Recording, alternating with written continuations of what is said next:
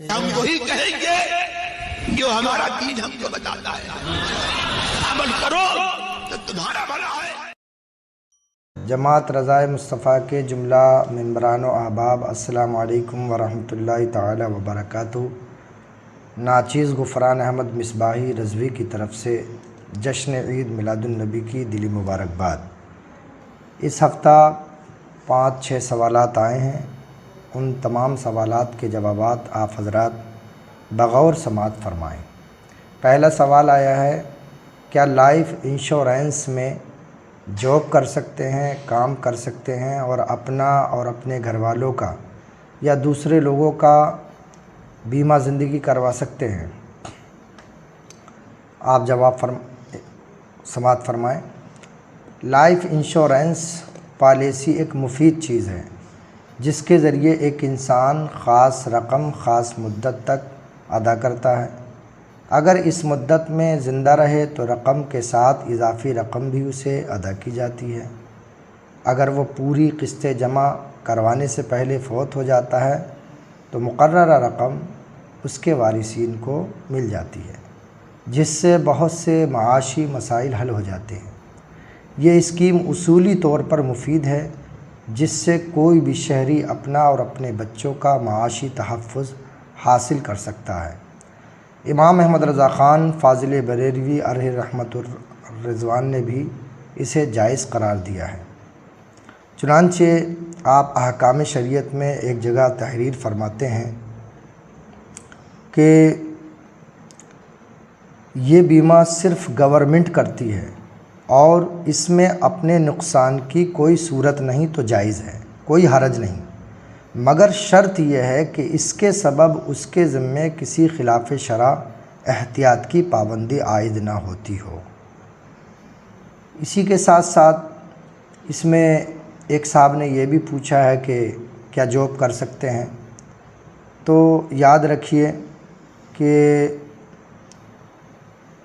Insurance کمپنیوں میں سود لکھنے، گواہی دینے یا کام کرنے والے ملازمین کوشش کریں کہ اپنی ذمہ داریاں ان شعبہ جات میں لگوائیں جو کسی حد تک غیر سودی ہیں، یا پھر متبادل ملازمت تلاش کریں، مگر جب تک کوئی دوسری ملازمت یا غیر سودی شعبہ نہیں ملتا تب تک موجودہ ملازمت کو بطور اضطراری یا مجبوری کی صورت میں جاری رکھیں۔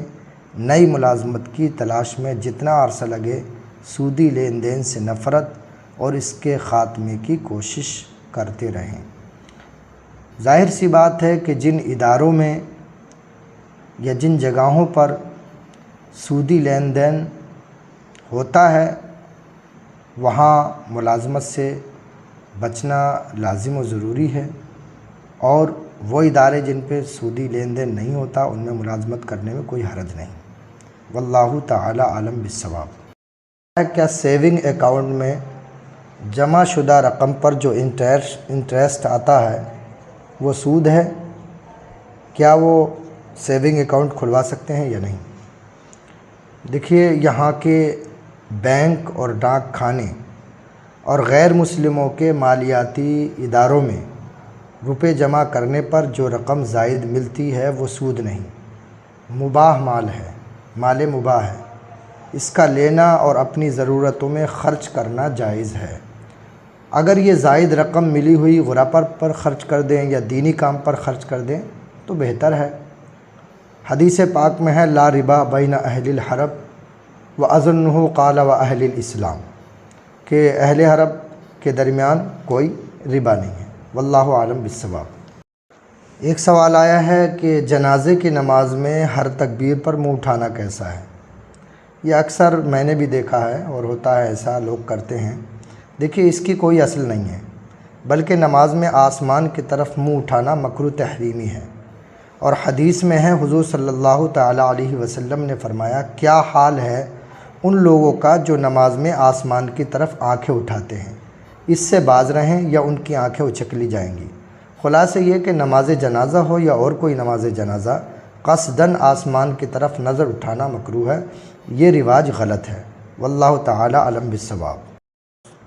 ایک سوال آیا کہ سفر میں یا ایسے ہی مسجد میں کپڑے بدلنا، کھانا پینا عذر شرع کیسا ہے؟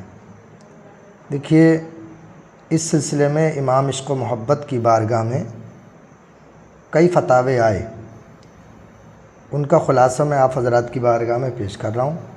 اور صحیح بھی ہے کہ آج کل دیکھا جا رہا ہے کہ لوگ کھانے پینے یا دیگر کاموں کے لیے اعتکاف کی نیت کر لیتے ہیں۔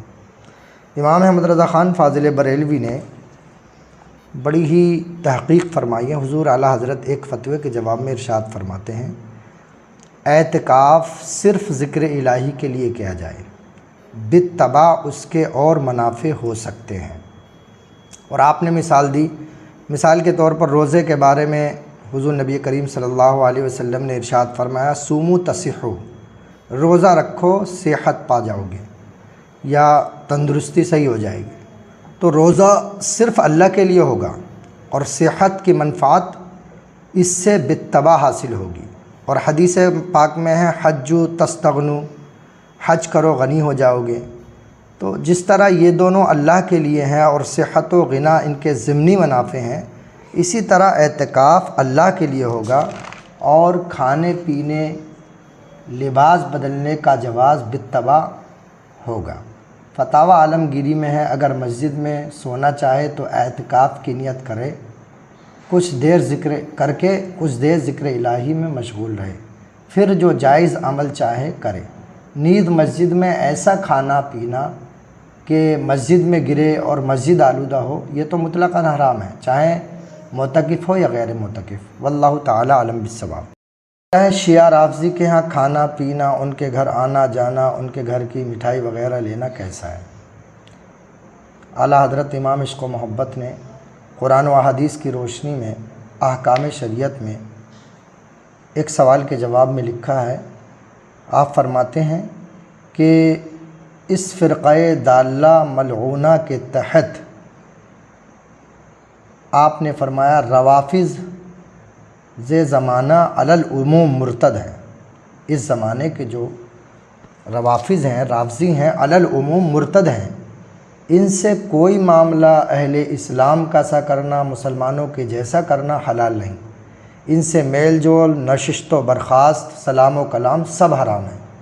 اللہ رب العزت نے قرآن پاک میں ارشاد فرمایا، وَإِمَّا يُنْسِيَنَّكَ الشَّيْطَانُ فَلَا تَقْعُدْ بَعْدَ الذِّكْرَىٰ مَعَ الْقَوْمِ الظَّالِمِينَ۔ اور اگر شیطان تم کو بھلا دے تو یاد آنے کے بعد ظالم قوم کے پاس نہ بیٹھو۔ وہ یہ نص قطعی بھی ہے۔ تو جو سنی ہو کر ان کے ساتھ میل جول رکھے، اگر خود رافضی نہیں ہے تو کم از کم فاسق تو ضرور ہے۔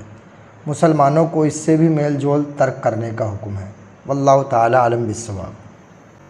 ایک سوال آیا ہے، زید نے 5 وقت کی نمازیں پابندی سے پڑھیں، چند دنوں پڑھیں، مگر بستر علالت پر جب وہ بہت کمزور ہو گئے تو ان کی چند دنوں کی نمازیں، غالباً سوال میں کہا ہے کہ 15 دن کی نمازیں چھوٹ گئیں، کیا وہ معاف ہو سکتی ہیں؟